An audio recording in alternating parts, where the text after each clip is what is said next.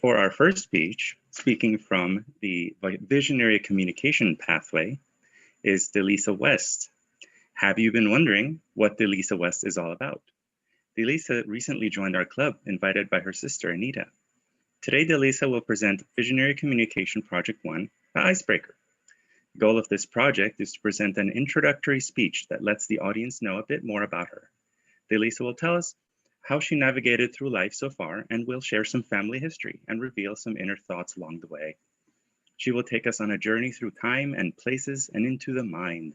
Please join me in welcoming Delisa as she presents I Am a Weirdo.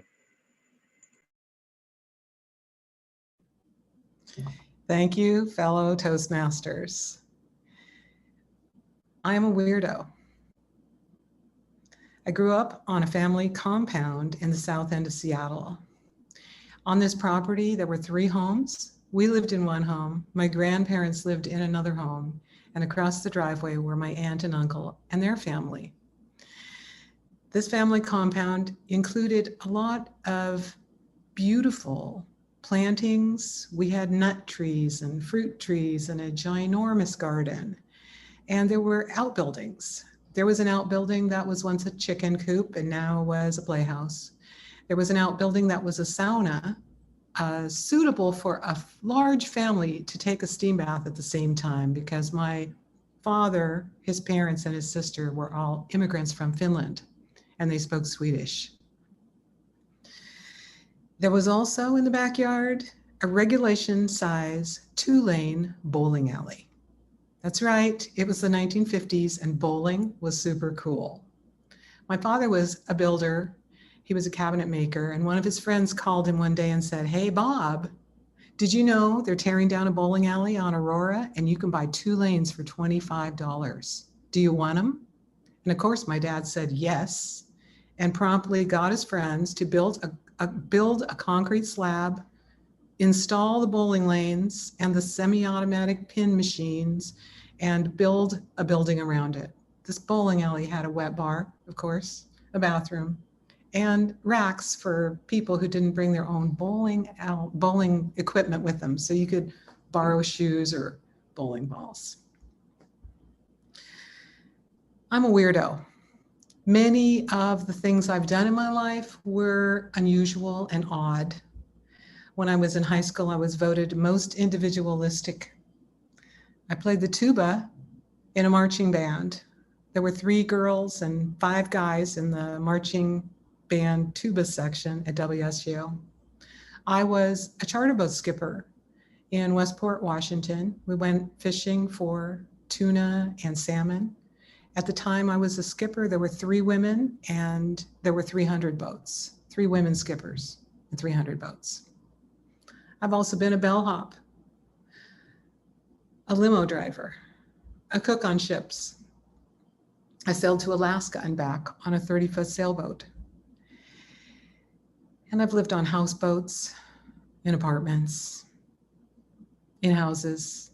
I had both of my children at home when most of my friends were shocked by the concept of home births.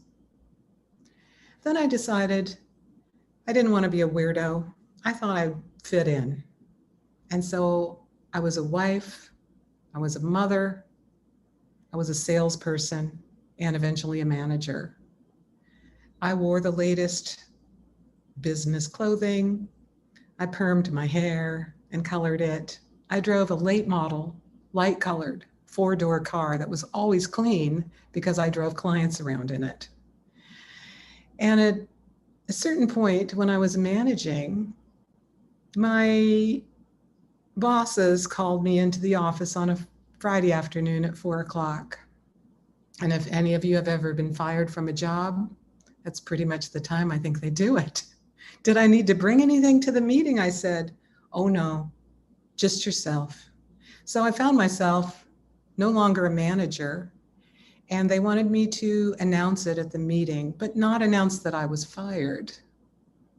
So I heard myself saying at the next Monday meeting, "I'm not going to manage this office anymore. I'm going to spend more time with my family and making art." And I thought as I said that, ooh, I wish that was true. because it yet wasn't.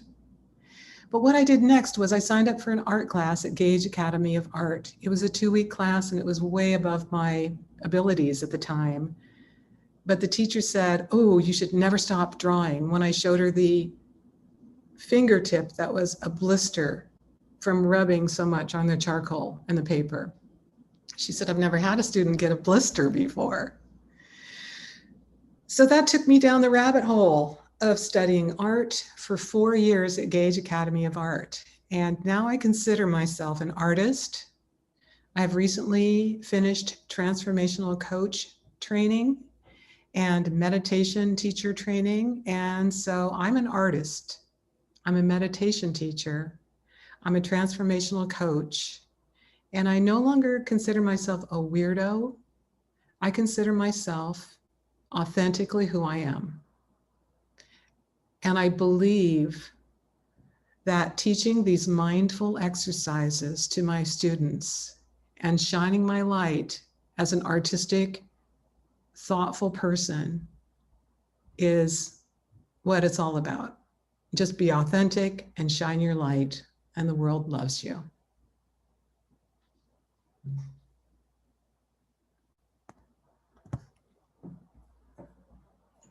Thank you, Delisa.